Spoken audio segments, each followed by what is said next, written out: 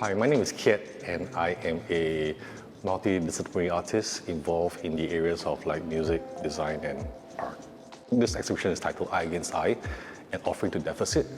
The whole idea that inspired the title is actually an old Rastafarian Jamaican term that begins as I and I.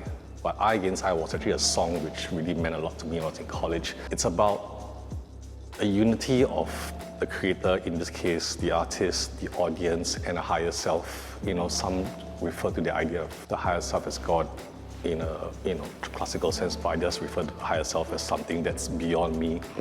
And I think that unity is the one that kind of keeps me excited. And the whole idea about the sub-narrative of an offering to deficit, it's actually my way of trying to communicate to people who view the art that sometimes you may not have everything that you want to get, but it's okay. Yeah, because it'll never be enough. And I think just finding comfort in that allows you to feel freer and hopefully live your life a bit more in the present with less anxiety, especially in Singapore.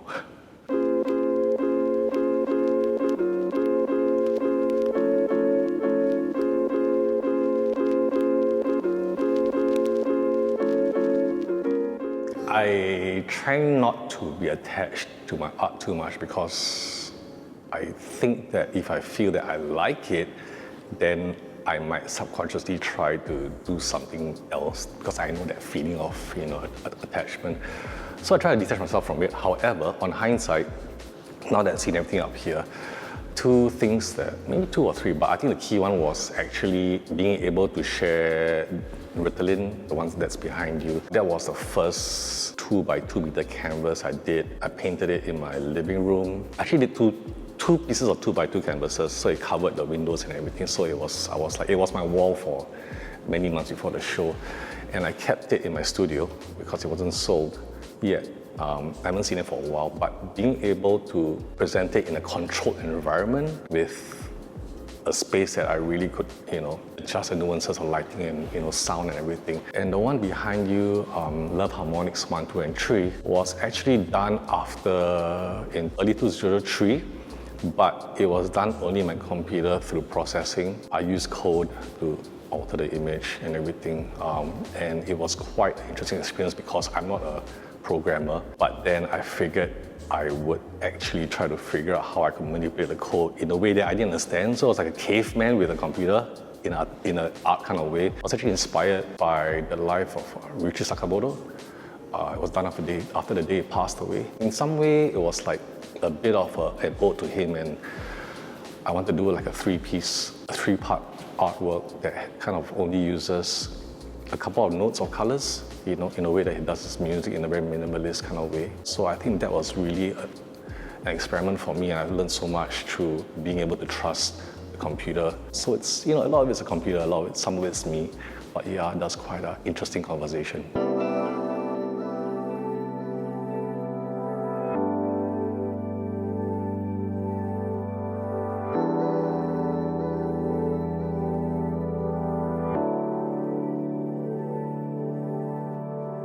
When I started this whole visual art painting thing, I was really interested in art, of course, because I went to art school, but it wasn't my course of my life when I was younger. But because of COVID, which it's kind of like, it's an old story, but because of COVID, I started to paint again. But with the painting, I actually consciously tried not to think about music, and I just wanted to paint just because I didn't want any internal creative baggage from my other practices. Even a lot of close friends who came by, I kind of like spoke to them.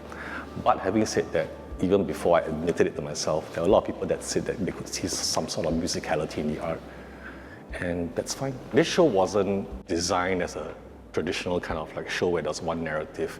I think when I had the opportunity to think about this show through Art Outreach, what I wanted to do was actually to share a breadth of experiments that I've been doing when I had my studio space in Goodman since the first Singapore Outreach show in 2022.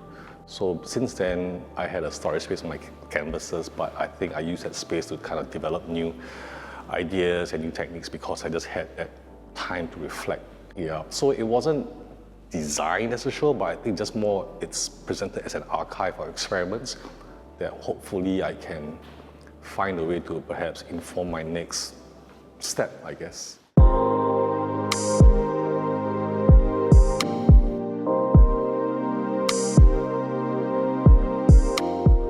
As the title implies, an offering to deficit. So I had deficit of budget.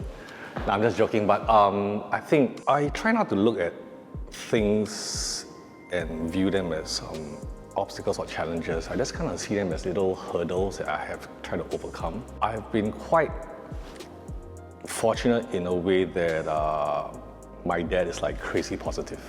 I don't know why, but I appreciate it.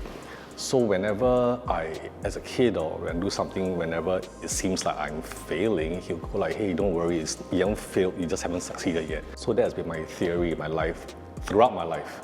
So whenever I come to like a really rough, brick wall or situation where I'm stuck, instead of trying to fix a problem, I'm always trying to see what I can learn from it once I figure how to overcome this thing. Because I always find that whenever there's a situation where I'm challenged, I kind of get excited because I know that I'm going to learn something out of it. Just like with this show, when May from Art Outreach talked to me about it, I did say that, are you sure you want me to apply for this thing? Because I don't think, in a classical way, I didn't see this as a formal show.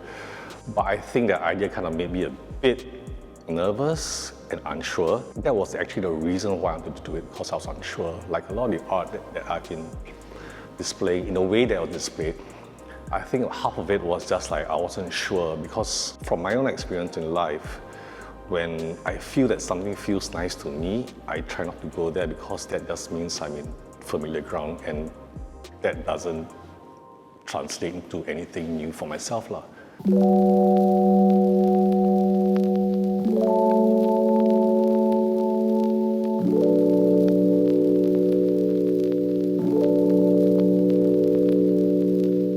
The experience with working with Art Outreach and from me to the entire team has been nothing short of really enabling, I think. I was really flattered that they had a lot of encouragement and also trust that I didn't burn down the place in the 2 weekends. And I think being able to, or being offered this lovely space, or it's almost like a blank canvas, or physical canvas, I guess, of a box to kind of just work it in a way that would suit my own expression in a somewhat undiluted way, being allowed me to have music, my friends coming in from different disciplines. I think it was quite a generous gesture, I think, traditionally, because I think I wanted to create a different community of people that would look at art, not necessarily artists, but, just beyond the confines of a traditional gallery format. I think that's quite interesting, and the open-mindedness of Art Outreach has really been encouraging, and from the installers, Din, to the team, to just the location. And it's been nothing short of like double 2 thumbs up. The key learning points was really, I think what I learned was, a good part of it, 80% was like planning, but I intentionally left 20% to chance. I won't say chance, but that flexibility, so I don't try to be obsessively like, the endpoints. But the 20% was actually what made the show, because from the art installer Din, who I have hung out with at Substation for a long time, and it was such a best surprise that he turned up to help me with the show, and his input, I had that space for input of people that was working with, be it Colin with the lighting and everything, and I think that 20% was the one that add that layer to the show which I would not otherwise have been able to plan, and just to leave that area for it to happen was quite nice, that openness. So I think it's very appreciated. After this project, I'm actually off to Melbourne for a couple of gigs, and just to decompress my brain, because I think since the planning of the show, which was in October last year, maybe?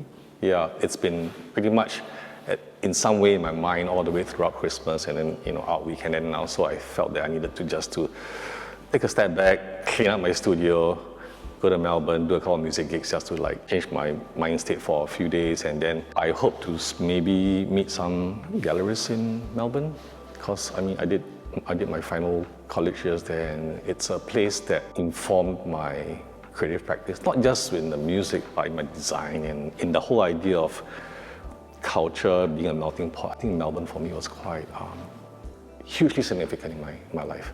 So I think it would be nice to be able to check out that box where I can kind of give back to the place that helped me see a lot of my current ideas for the way I do things. Yeah.